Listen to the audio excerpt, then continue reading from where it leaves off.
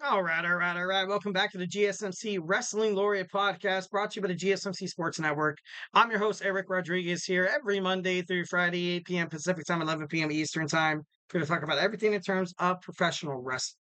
So I just kind of reflect on what we talked about right quick. We had our AEW Dynamite review. We had my TNA Ring of Honor preview.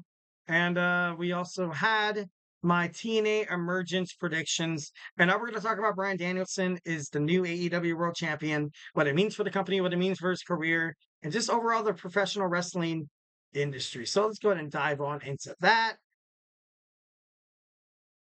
All right. So Bryan Danielson, obviously, at his age, it took him to be retired. Then he came back to WWE. Then he won the AEW World Heavyweight Championship. Was it smart? Maybe because like he has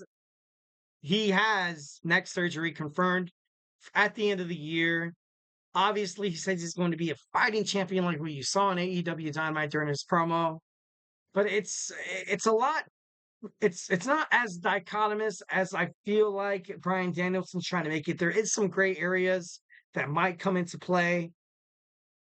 Everybody's going to come after him. Everybody's going to come after that AEW World Heavyweight Championship because overall, when Swerve was the champion, he represented that title so well. Bryan Danielson is going to represent the title to better than Swerve, maybe. But Bryan Danielson, he seems more marketable as a champ other than Swerve Strickland. You had the man who was trying to win the AEW championship ever since he joined back in 2021. After injury, after hurting his neck, obviously with his family issues, it's hard just to assume that Bryan Danielson's just going to hold the championship until he retires. I think he will be in the position where maybe he, kind of forced to retire. Maybe he fights a foe. Don't get me wrong. I think he's gonna knock down some awesome wrestling gods in AEW. Like I feel like he's going to beat people like Will Ospreay. I feel like he's going to beat people like MJF, Swerve Strickland, Hangman Adam Page, Okada, you name it. But there's going to be that one guy. There's going to be that one guy that they're like, you know what? He has to be good enough. He basically has to be good enough to take the title away from Bryan Danielson and represent the company as a whole, which is not an easy task to do. Bryan Danielson, he holds a lot of baggage from WWE. He holds that over his he holds that over his head. And he loves the fact that he won the AEW World Championship because he did it on his own, kind of did it on his own terms. And overall, anybody who could take down Bryan Danielson right now, I can't even give you one name. Maybe somebody debuts in AEW that they're like, like this could work. But right now, especially someone like Jack Perry answering the call, you're like, dude, come on, clown, get out of here. But moving forward, I don't know. I just don't see anybody beating this guy. He has a head full of steam. He's determined as hell. Determined as hell. It's crazy how talented and gifted this guy is, Bryan Danielson. One of the best professional wrestlers in all of the world. And he already has that title. Even if he doesn't win, even if he drops the AEW championship, he still has that title to his name. Overall, I think Bryan Danielson's successor needs to have that it factor to him. And if you think about all the guys on the AEW roster, and I do love AEW, but the only person that could really probably win the championship and everybody would be like, oh, okay, like, we'll take it, is either Swerve Strickland again or MJF. If Will Ospreay wins, it's going to be a little funky. John Moxley, maybe, but, I don't think it's in Moxley's nature to hold that title. I know he's been the champion before. I feel like AEW, you haven't had your two-time AEW World Champion in all of the industry's history. So maybe you could perhaps somebody go after Bryan Danielson for that two-time championship bout. But as of this, I just don't really know any former champions that can kind of take him down besides Swerve Strickland. And Daniel Branson's good. Bryan Danielson's very, very good. He's going to do whatever it takes to be the best, to beat the best. And, maybe working with somebody like Jeff Jarrett in the future. He went out on AEW Dynamite. He came out and he said it with his chest. that he's not going anywhere. I'm not retiring. I repeat, I'm not retiring. Somebody has to, to pry this AEW championship from my dead carcass. And I think it's going to take somebody like that to win. I don't think Darby Allin is the next guy, although he does have a championship challenge. Also, Christian Cage. For Christian Cage, if he wins, I will riot. That'd be terrible. But I don't know. It's it's kind of crazy. When AEW's All In closed out in London 2024, he won the gold from Swerve Strickland. After the match, he celebrated in the ring with his wife, Brie, and also their children. Fightful Selects report that Bryan Danielson often and actively pushed against the idea of becoming the AEW World Champion.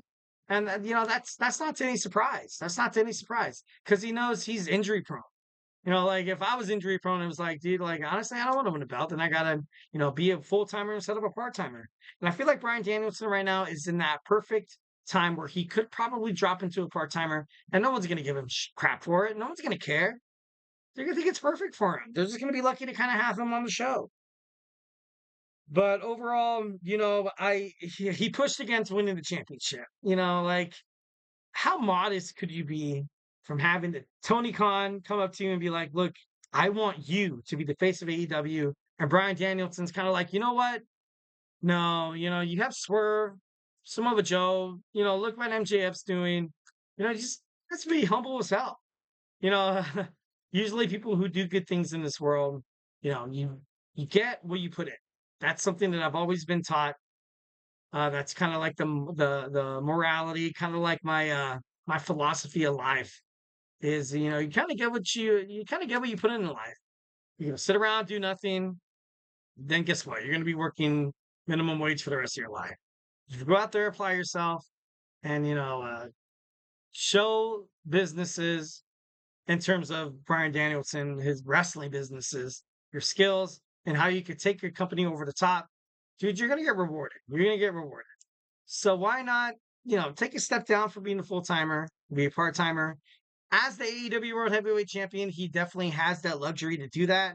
Kind of like what you saw with WWE with Roman Reigns, how he didn't fight all the time. Also, like when you saw, despite the fact that Swerve Strickland was the AEW World Heavyweight Champion, he did fight. He was a fighting champion. It was crazy. I don't think anybody could represent the AEW World Heavyweight Championship better than Swerve. I stand by that. I stand by that because he fought in really good matches, against foes that, it wasn't your knockoff. It wasn't your, ordinary squash match. It was Swerve Strickland digging into his bag of tricks and doing whatever it took to retain his title from as the AEW World Heavyweight Champion. So, definitely love that. Definitely love Swerve. So, kind of sucks that he lost, but, respect Bryan Danielson.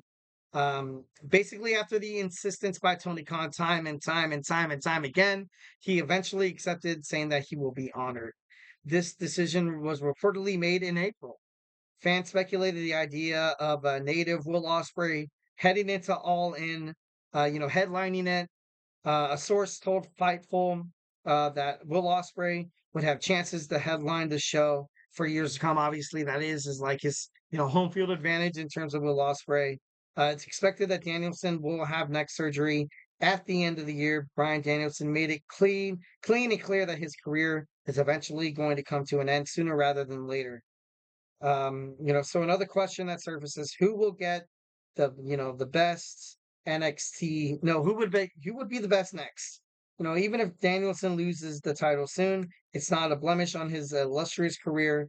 I think he will relinquish the title, and I believe he would. I believe he's going to take on absolutely the best that AEW has to offer, and he's going to win. He's going to win. He's going to get to a point where he's like, you know what, my time is up. Thank you so much, the AEW universe, for believing in me. But I got to take care of myself for my family. Got to take care of myself for my friends. I got to be the best Bryan Danielson I could possibly be. And the best thing to do for me is to relinquish this championship at the beginning of next year. That gives him 3-4 solid months to bestow his legacy in AEW. He might be one of the shortest reigning AEW World Heavyweight Champions, but he's going to definitely have the accolades to back it up. He's going to beat everybody. Going to beat Hangman Adam Page. He's going to beat Jack Perry. He's going to beat, Jungle Boy. He's going to beat, Darby Allin. He's going to beat Sting. He's going to beat, the Young Bucks and a handicap match. I'm just kidding. No, but he's going to be great. He's going to be the best AEW champion, although his tenure might be not as long as all the others, but he's going to have the most illustrious career based on who he fought, the way he represented the title with this lingering neck injury. And once when he have neck surgery, it's he's going to be out for probably a year. So who will AEW choose to dethrone Bryan Danielson at this point? Watching Dynamite, watching Rampage, and Collision, I honestly don't see anybody successfully doing it. And I am an MJF fan, but right now, I don't know. I just feel like him getting the title to be like kind of pandering to what MJF represents in AEW, which is very marketable. So overall, it's going to be interesting to see what AEW does, but I don't know. I hope overall they just keep their word to Bryan Danielson. I hope that they don't give him like a crappy title loss, because that would be so freaking bad. All right, guys. So don't go anywhere. We're going to jump on into our fifth and final segment. We're going to talk about some surprising AEW debuts. Obviously, we saw Ricochet debut on AEW on Dynamite yesterday. So we're going to talk about some other debuts that absolutely shocked the wrestling world. So, hey, do not go anywhere.